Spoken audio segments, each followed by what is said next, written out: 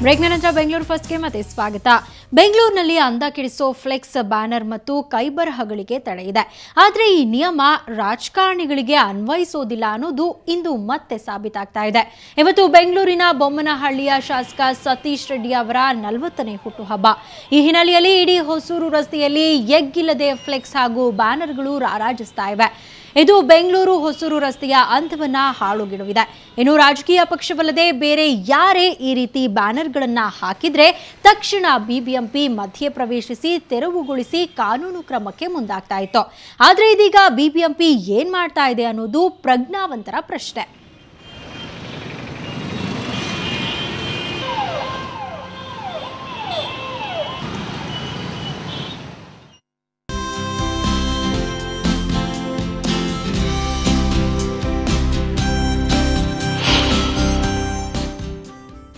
ಚಳಿ ಚಳಿ ಚಳಿ, ಈಗ ಎಲ್ಲೆಲ್ಲೂ ಮೈ ಕೊರಿಯುವ ಚಳಿ.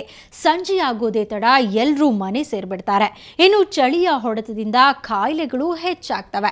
ಮನೆ ಕಾಯೋ ಮತ್ತು ಮಾಲೀಕರ ಪೆಟ್ ಡಾಗ್ಗಳು ಇದರಿಂದ ಹೊರತಾಗಿಲ್ಲ. ಶ್ವಾನಗಳ ಆರೈಕೆಗೆ ವೈದ್ಯರು ಕೊಟ್ಟಿರೋ ಒಂದಷ್ಟು ಟಿಪ್ಸ್ ಇಲ್ಲಿದೆ ನೋಡಿ.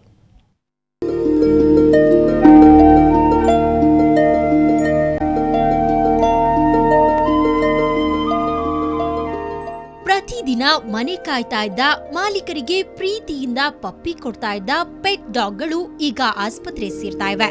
ವೆಟರ್ನರಿ ಆಸ್ಪತ್ರೆಯಲ್ಲಿ ಕೆಲವು ಶ್ವಾನಗಳು ಬೆಡ್ ಮೇಲೆ ಮಲಗಿ ರೆಸ್ಟ್ ಮಾಡ್ತಾ ಇವೆ. ಕೆಲವೊಂದು ಶ್ವಾನಗಳು ಇಂಜೆಕ್ಷನ್ ಚುಚ್ಚಿಸ್ಕೊಂಡು ಚೀರ್ತಾ ಇದ್ವು. ಪಾಪ, ಪ್ರತಿದಿನ ಲವಲವಿಕೆಯಿಂದ ತನ್ನ ಯಜಮಾನನ ಜೊತೆ ತುಂಟಾಟ ಆಡ್ತಾ ವಾಕಿಂಗ್ ಮಾಡ್ತಾ ಇದ್ದ ಡಾಗ್ಗಳ ಮುಖದಲ್ಲಿಂದು ಕಳೆನೇ ಇರಲಿಲ್ಲ.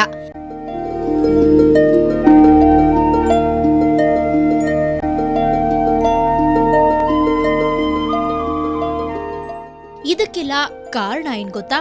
ಚಳಿ. ಚಳಿಯ ಹೊಡೆತಕ್ಕೆ ಸಿಕ್ಕಿ ಪಾಪ ಈ ಪೆಟ್ ಡಾಗ್ಗಳಿಗೆ ಹುಷಾರ್ ತಪ್ಪಿದೆ. ಜ್ವರ, ಚರ್ಮರೋಗ ಮುಂತಾದ ಸಮಸ್ಯೆಯಿಂದ ಈ ನಾಯಿಗಳು ಆಸ್ಪತ್ರೆ ಸೇರಿವೆ. ಚಳಿಗಾಲದಲ್ಲಿ ಸಾಮಾನ್ಯವಾಗಿ ನಾಯಿಗಳಿಗೆ ವೆದರ್ ಚೇಂಜ್ ಆಗೋದ್ರಿಂದ ಬರ್ತಾ ಇರುತ್ತೆ, ಫೀವರ್ ಅವು ಇವು ಏನಾದರೂ ಒಂದು ಕಾಯಿಲೆ ಬರ್ತಾ ಇರುತ್ತೆ. ಡಾಕ್ಟ್ರ್ ಹತ್ರ ಹೋಗಿ ನಾವು ಟ್ರೀಟ್ಮೆಂಟ್ ತೊಗೊಂಡ್ರೆ ಅದು ಆರಾಮಾಗಿ ವಾಸಿ ಆಗುತ್ತೆ ಬೇಗ. ಮನೆಯಲ್ಲಿ ಅದೇ ಡಾಕ್ಟ್ರು ಏನು ಹೇಳ್ತಾರೋ ಅದ್ರ ಬಗ್ಗೆ ನಾವು ಅದೇ ರೀತಿ ನೋಡ್ಕೋಬೇಕಾಗತ್ತೆ. ಚಳಿಗಾಲದಲ್ಲಿ ಶ್ವಾನಗಳನ್ನ ಕಾಡುವ ಪ್ರಮುಖ ಕಾಯಿಲೆಗಳೆಂದ್ರೆ ಆರ್ಥೈಟಿಸ್, ಸ್ಕಿನ್ ಅಲರ್ಜಿ. ಹೀಗಾಗಿ ಶ್ವಾನಗಳನ್ನ ಹೇಗೆ ಕಾಪಾಡಬೇಕು ಅಂತ ವೈದ್ಯರು ಒಂದಿಷ್ಟು ಟಿಪ್ಸ್ ಕೊಟ್ಟಿದ್ದಾರೆ. ಚಳಿಯಲ್ಲಿ ವಾಕಿಂಗ್ ವೇಳೆ ಬೆಚ್ಚಗಿನ ವಿಶೇಷ ರೀತಿಯ ಟೀ ಶರ್ಟ್ಗಳನ್ನ ನಾಯಿಗಳಿಗೆ ಹಾಕಬೇಕು. ಬೆಳಗ್ಗೆ ಬಹುಬೇಗ ವಾಕಿಂಗ್ಗೆ ತೆರಳೋದಕ್ಕಿಂತ ಸ್ವಲ್ಪ ತಡವಾಗಿ ಹೋದ್ರೆ ಒಳಿತು. ಹೆಚ್ಚಿನ ಪ್ರಮಾಣದ ಲಿಕ್ವಿಡ್ ಫುಡ್ ನೀಡಬೇಕು ಮತ್ತು ಶ್ವಾನಗಳು ಮಲಗುವ ಸ್ಥಳದಲ್ಲಿ ಕೆಮಿಕಲ್ ಸ್ಪ್ರೇ ಹಾಕಬೇಕು ಅಂತಾರೆ ವೈದ್ಯರು. ಇವಾಗ ಚಳಿಗಾಲ ಅಂದ ತಕ್ಷಣ ಕೆಲವೊಂದು ಕಾಯಿಲೆಗಳು ಇವಾಗ ನಾಯಿಗೆ ಬರೋವಂಥದ್ದಿದೆ. ಇವಾಗ ಫಾರ್ ಎಕ್ಸಾಂಪಲ್ ಮೋಸ್ಟ್ ಕಾಮನ್ನು ತುಂಬ ನಾಯಿಗೆ ಇವಾಗ arthritis, it's A common problem. Skin related allergies ಕೂಡ, ಅಲರ್ಜಿ ಕಾನ್ಸಂಟ್ರೇಷನ್ ಜಾಸ್ತಿ ಇರೋದ್ರಿಂದ ಈ ಟೈಮಲ್ಲಿ ಅದು ಕೂಡ ಜಾಸ್ತಿ ಬರೋ ಚಾನ್ಸಸ್ ಇರುತ್ತೆ. ಒಟ್ನಲ್ಲಿ ಮನೆಯಲ್ಲಿ ನಾಯಿ ಸಾಕಿರೋ ಮಾಲೀಕರು ಒಂದ್ ಬಾರಿ ವೈದ್ಯರನ್ನ ಭೇಟಿ ಮಾಡಿ ಶ್ವಾನಗಳ ಆರೈಕೆ ಬಗ್ಗೆ ಟಿಪ್ಸ್ ಪಡೆದ್ರೆ ಒಳ್ಳೇದು ಅನ್ಸುತ್ತೆ.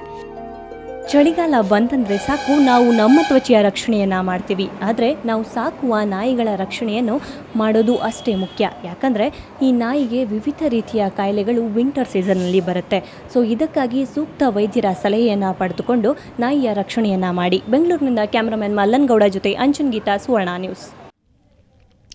ಕನ್ನಡದ ಜನತೆಯ ನೆಚ್ಚಿನ ಚಾನೆಲ್ ಸುವರ್ಣ ವಾಹಿನಿಯಲ್ಲಿ ಬರ್ತಾ ಇದ್ದ ಜನ ಮೆಚ್ಚುಗೆ ಪಡೆದ ಕನ್ನಡದ ಕೋಟ್ಯಾಧಿಪತಿ ಮತ್ತೆ ನಿಮ್ಮ ಮನೆಗೆ ಬರ್ತಾ ಇದೆ.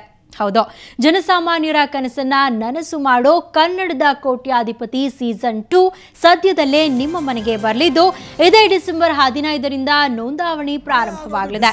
ಡಿಸೆಂಬರ್ 15ರಿಂದ 19ರವರೆಗೆ ನಡೆಯೋ ಈ ನೋಂದಾವಣಿ ಪ್ರಕ್ರಿಯೆಯಲ್ಲಿ ಭಾಗವಹಿಸಿದ ಪ್ರತಿಯೊಬ್ಬರಿಗೂ 5 ಪ್ರಶ್ನೆಗಳನ್ನ ಕೇಳಲಾಗುತ್ತೆ. ಎಲ್ಲಾ ಪ್ರಶ್ನೆಗೂ ಸರಿಯಾದ ಉತ್ತರ ನೀಡಿದವರಿಗೆ ಕನ್ನಡದ ಕೋಟ್ಯಾಧಿಪತಿ ಸೀಸನ್ 2ರ ಹಾಟ್ ಸೀಟ್ ನಲ್ಲಿ ಕೂರುವ ಭಾಗ್ಯ ಸಿಗಲಿದೆ. ಮಿಸ್ ಮಾಡ್ಕೋಬೇಡಿ. ಇದೇ ಡಿಸೆಂಬರ್ 15 ಸಂಜೆ 7 ಗಂಟೆ. ಕನ್ನಡದ ಕೋಟ್ಯಾಧಿಪತಿ ಇವಾಗ ಸೀಸನ್ 2 ಕಾಲ್ ಫಾರ್ ಎಂಟ್ರಿ ಅಂದರೆ ರಿಜಿಸ್ಟ್ರೇಷನ್ ಪ್ರೊಸೆಸ್ 15th ಡಿಸೆಂಬರಿಂದ ಸ್ಟಾರ್ಟ್ ಆಗ್ತಾ ಇದೆ. ಅಂದರೆ ಫಸ್ಟ್ ಕ್ವೆಶ್ಚನ್ ಬರೋದು 15 ಡಿಸೆಂಬರ್ ಈವ್ನಿಂಗ್ 7 o'clock. ಕಾಮನ್ ಮ್ಯಾನ್ನ ಒಂದು ಆಪರ್ಚುನಿಟಿ ಕೊಡ್ತಾ ಇದ್ದೀವಿ ಅವ್ರ ಬದುಕನ್ನು ಬದಲಾಯಿಸೋಕ್ಕೆ. ಅದೇ ಮೇನ್ ಫಾರ್ಮ್ಯಾಟ್ದು ಥೀಮ್ ಇದೆ. ಇಡೀ ಕರ್ನಾಟಕನೇ ನೋಡಿದೆ ಈ ಶೋ. ನಾನ್ ಕನ್ನಡಿಗಾಸ್ ಯಾರು ಇದ್ದಾರೆ ಅವರು ನೋಡಿದ್ದಾರೆ, ಅವರು ನಮ್ಮ ಹತ್ರ ಬಂದು ಹೇಳಿದ್ದಾರೆ ನಾವು ಕನ್ನಡ ಶೋ ನೋಡ್ತಾ ಇರಲಿಲ್ಲ, ಆದರೆ ಈ ಶೋ ಬಂದಿದ್ದ ಮೇಲೆ ಅವ್ರು ನೋಡಿದ್ದಾರೆ. ಅದೇ ಒಂಥರ ನಮಗೆ ಇನ್ಸ್ಪಿರೇಷನ್ ಇದೆ ಇದನ್ನು ಸೀಸನ್ 2 ಮಾಡೋಕ್ಕೆ. ಆ್ಯಂಡ್ ಪುನೀತ್ ಅವರು ಇಷ್ಟು ಎಫರ್ಟ್ ಮಾಡಿದ್ದಾರೆ ಈ ಶೋಗೆ. He so excited to do season 2. ಅದಕ್ಕೆ ನಾವು ಈ ಸೀಸನ್ 2 ಮಾಡ್ತಾಯಿದ್ದೀವಿ.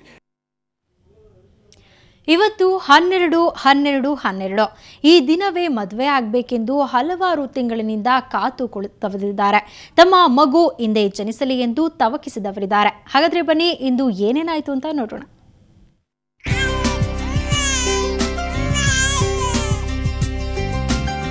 ಮಗುವಿನ ಅಳುವಿನ ಮೊದಲ ದನಿ ಕೇಳಿದ ಕ್ಷಣ ಹೆರಿಗೆ ವಾರ್ಡ್ನ ಹೊರಗೆ ಕುಳಿತ ಅಪ್ಪನ ಮುಖದಲ್ಲಿ ಸಂತಸವೋ ಸಂತಸ.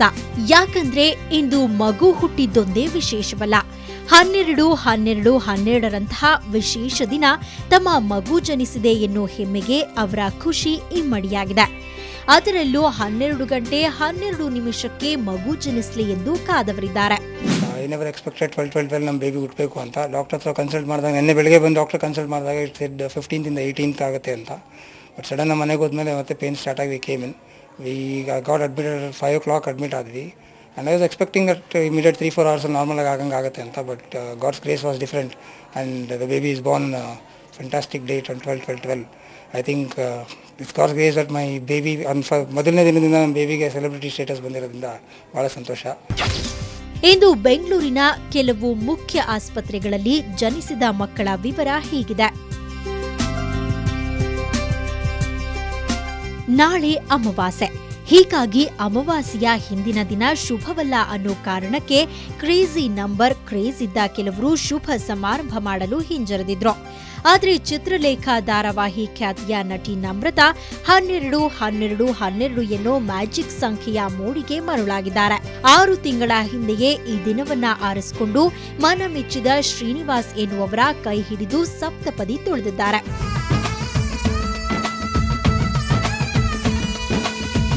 ನಾವು 6 ತಿಂಗಳಿಂದ ವೇಟ್ ಮಾಡಿ ಇವತ್ತಿನ ದಿನನೇ ಬೇಕು ಅಂತ ಮದುವೆ ಆಗ್ತಿರೋದು.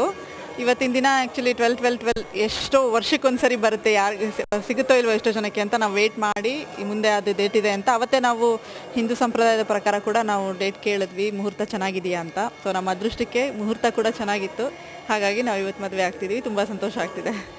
ಒಟ್ಟಿನಲ್ಲಿ ವಿದೇಶದಲ್ಲಿ ಹೆಚ್ಚಿದ್ದ ನಂಬರ್ ಕ್ರೇಜ್ ಇದೀಗ ಬೆಂಗಳೂರಿನಲ್ಲೂ ಹೆಚ್ಚಾಗ್ತಾ ಇದೆ ಎನ್ನುವುದಕ್ಕೆ ಇಂದು ನಡೆದ ಮದುವೆಗಳು, ಮಗುವನ್ನ ಇಂದೇ ಪಡೆಯುವ ತವಕಗಳು ಸಾಕ್ಷಿಯಾಗಿವೆ. ಕ್ಯಾಮರಾಮನ್ ಎಂಕೆ ಪ್ರಕಾಶ್ ಜೊತೆ ರಜನಿ ಎಂಜಿ, ಸುವರ್ಣ ನ್ಯೂಸ್.